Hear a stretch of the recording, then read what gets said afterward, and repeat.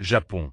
La vulnérabilité des dirigeants en question. Le Japon, souvent perçu comme l'un des pays les plus sûrs au monde, fait face à une inquiétante remise en cause de la protection de ses dirigeants.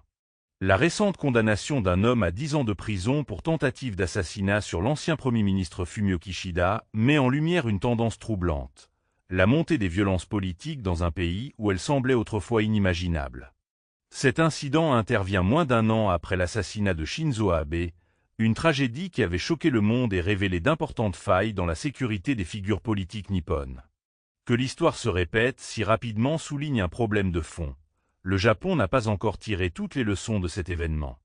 Dans une démocratie où le contact direct entre les responsables et les citoyens est privilégié, comment concilier accessibilité et sécurité?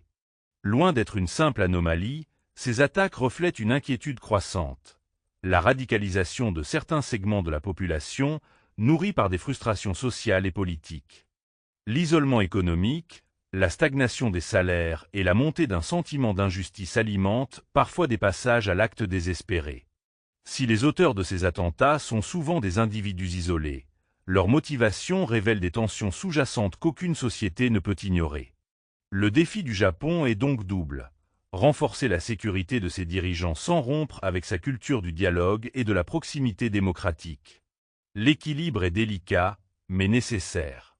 Car une démocratie où les leaders deviennent des cibles vulnérables n'est pas seulement une démocratie en danger, c'est une société tout entière qui vacille. Abonnez-vous à la chaîne pour ne rien manquer de nos analyses géopolitiques, donnez un pouce en l'air et partagez avec les vôtres. Qu'en pensez-vous? Dites-le en commentaire. #géopolitique #conflit #international #Japon